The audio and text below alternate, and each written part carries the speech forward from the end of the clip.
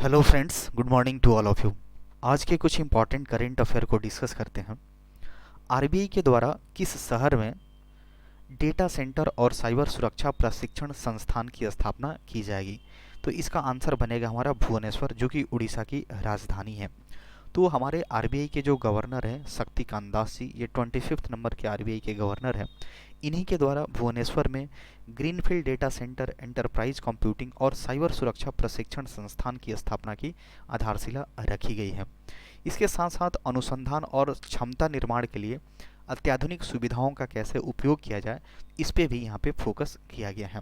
और साथ साथ आगे आने वाले टाइम में जो हमारा फिनेंशियल सेक्टर है, वित्तीय क्षेत्र है, इसमें उभरने वाली जितनी सारी आवश्यकता है उसकी भी ये पूर्ति करेगा। तो डेटा इंपॉर्टेंट है कि आरबीआई के द्वारा किस शहर में डेटा सेंटर और साइबर सुरक्षा प्रशिक्षण के संस्थान की स्थापना करी जाएगी? तो आंसर बनेगा हमारा भुवनेश्वर। नेक्स्ट बात करते हैं, हाल ही में किस राज्य ने पर्यावरण के लिए लाइफ स्टाइल लॉन्च किया है? That means life style for environment, environment के लिए यहाँ पे लॉन्च किया गया है। तो आंसर बनेगा असम की सरकार ने। तो असम के जो मुख्यमंत्री अभी हैं हेमंत बिस्वा शर्मा, उन्हीं के द्वारा इसको लॉन्च किया गया है। इसको शॉर्ट में LIF ही बोला जाता है। हालांकि ये प्राइम मिनिस्टर नरेंद्र मोदी के नेतृत्व में एक वैश्विक जन आंदोलन है। और इसका एक लाइन में बात करें तो इसका मेन टारगेट क्या है? पर्यावरण को बचाना, पर्यावरण को सुरक्षित रहना, पर्यावरण को बचाने के लिए क्या क्या तरीके अपनाया जा सकता है, इसको लेकर के लोगों में जागरूकता बढ़ाना इसी का लक्ष्य है। इस पहल के तहत ऊर्जा और पानी की बचत, प्लास्टिक और ई कचरे को कम करने सहित 7 चिन्हित श्रेणियों को संबोधित करते हुए सभी जिलों में सप्ताह भर की गतिविधियां चलाई जाएगी। तो मेन फोकस यहाँ पे इन्वायरमेंट को बचाने के लिए। तो आसाम की सरकार के द्वारा लाइफ स्टाइल फॉर इन्वायरमेंट नाम एक पहल को शुरू किया गया है।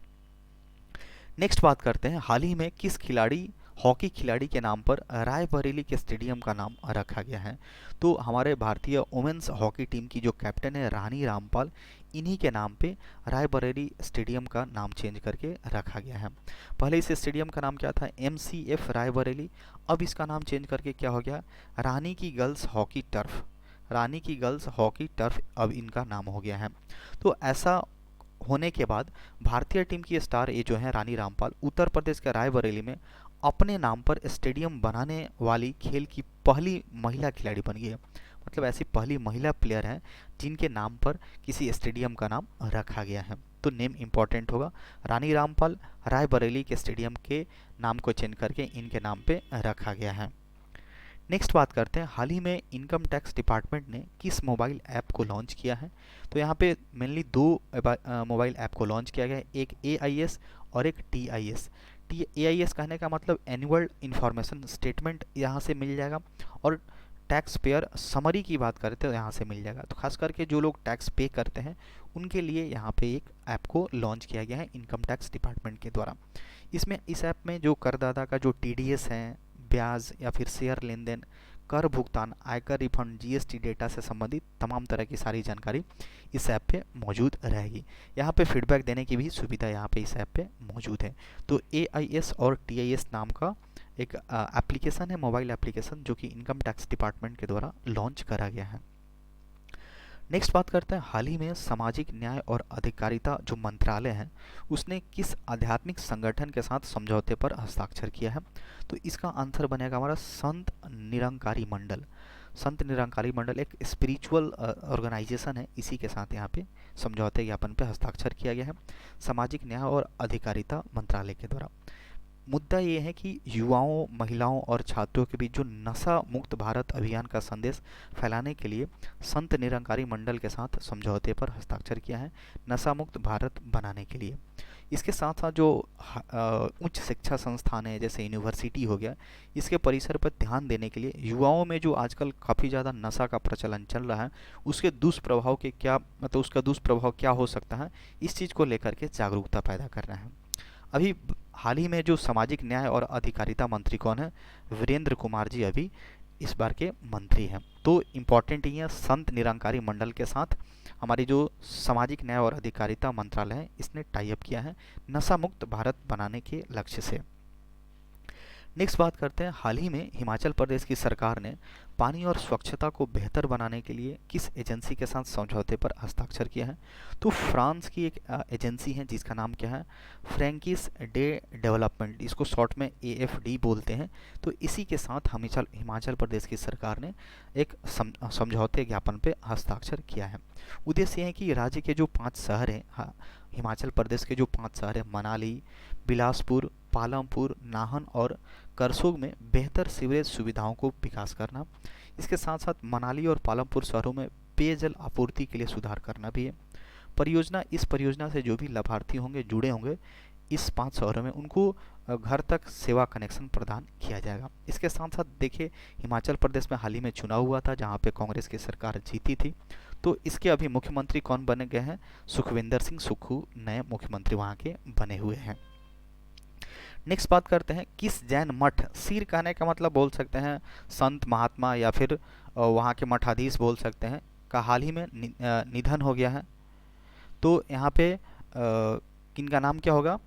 भट्टारक स्वामी, जो कि कर्नाटक में एक मंदिर है, तीर्थ स्थल है जिसका नाम श्रवण बेलगोला का मंदिर के नाम से भी जाना जाता है। वहाँ की जैन जो धर्म है उसका बहुत ही पवित्र तीर्थ स्थल वहाँ पे है। तो उसी तीर्थ स्थल के श्रवण बेलगोला के ये एक तरह से हर कीर्ति थे जिनका नाम भट्टारक स्वामी जी था। इनका हाल ही में निधन हो गया है। ये संस्कृत और प्राकृत लैंग्वेज के विद्वान थे। इन्हें अगर ये मठ के प्रमुख के रूप में इन्होंने कार्यकाल के दौरान 4 बार, मतलब इन्होंने 57 फुट ऊंची वहाँ पे गोमतेश्वर की प्रतिमा है, उसका महामस्तक अभिषेक इनके द्वारा किया गया है। ये जो समारोह है ये 12 साल में एक बार आयोजित किया जाता है। तो ये थोड़ा सा इनका काफ़ी अच्छा एक तरह से पर्सनालिटी है। तो इनका नाम इम्पोर्टेंट होगा, भट्टारक स्वामी जी। श्रवण बेलगोला जो जैन तीर्थ स्थल है वहाँ के एक लोकप्रिय एक तरह से सीर थे, संत थे, महात्मा थे। इनका निधन हो गया है। नेक्स्ट बात करते हैं, हाल ही में किसने ISSF वर्ल्ड कप का जो 10 मीटर का एयर पिस्टल हुआ उसमें गोल्ड मेडल जीता है? तो आंसर बनेगा हमारा भारत के ही हैं, सरबजोत सिंह, जिन्होंने 10 मीटर एयर पिस्टल में गोल्ड जीता है। अभी जो इवेंट हो रहा था ISSF वर्ल्ड कप, ये कहाँ हो रहा था? हमारे मध्य प्रदेश के भोपाल में आयोजित किया गया था। इसमें ब्रॉन्ज मेडल किसके द्वारा जीता गया? वरुण तोमर के द्वारा जीता गया है। महिलाओं की तरफ से बात करें तो 10 मीटर एयर पिस्टल स्पर्धा में चीन की ली जू, इनके द्वारा स्वर्ण, और जर्मनी की जो डोरेन वैन कैंप है, इनके द्वारा रजत पदक जीता गया है। नेक्स्ट बात करते हैं, वर्ल्ड मेटेरोलॉजिकल डे, यानी जो मौसम विभाग की जो जानकारी देता है उसको 23 मार्च को यहाँ पे ऑब्जर्व करा जाता है। तो 1950 में इस संगठन की स्थापना हुई थी 23 मार्च डेट को। इसी के उपलक्ष्य में यहाँ पे वर्ल्ड मेटेरोलॉजिकल डे ऑब्जर्व करा जाता है। इस बार की थीम क्या रखी गई है? The future of weather, climate and water across generation, इस बार की थीम रखी गई है। तो यह जो मौसम संबंधी जो तमाम तरह की जो जानकारियाँ हैं उसको लेकर के जागरूकता बढ़ाने के लक्ष्य के लिए ये काम किया जाता है। तो ये इम्पॉर्टेंट डेट हो सकता है, meteorological day, world meteorological day 23 March को ऑब्जर्व किया जाता है। नेक्स्ट बात करते हैं, हाल ही में किसने सऊदी अरब ग्रैंड प्रिक्स जीत लिया है? तो सऊदी अरब ग्रैंड प्रिक्स जीतने वाले कौन हैं? सर्जियो पेरेज, ये मैक्सिको के एक प्लेयर है, मैक्सिकन प्लेयर है, जिनके द्वारा इस ग्रैंड प्रिक्स को जीत लिया गया है। नेक्स्ट बात करते हैं, हाल ही में किस एयरफोर्स विंग कमांडर का देहांत हो गया है? तो ये इनका नाम क्या है? जगमोहन नाथ। ये काफ़ी जाने माने एक तरह से बहुत ही वेटरन थे। ये 1962 और 1965 का जो युद्ध हुआ था उसमें तिब्बत और पाकिस्तान के ऊपर बहुत बहादुरी से इन्होंने लड़ा था, जिनका हाल ही में निधन हो गया है। तो युद्ध के दौरान इन्हें बहुत सारी इन्फॉर्मेशन इकट्ठा करी हुई थी, बहुत सारा इनका इम्पोर्टेंस था उस युद्ध को जीतने में। तो इसके लिए इनको महावीर चक्र भी दिया गया था। 1970 में रिटायर्ड हो गए थे और एज ए कमर्शियल पायलट के तौर पे एयर इंडिया में ज्वाइन हुए थे। That's all for today.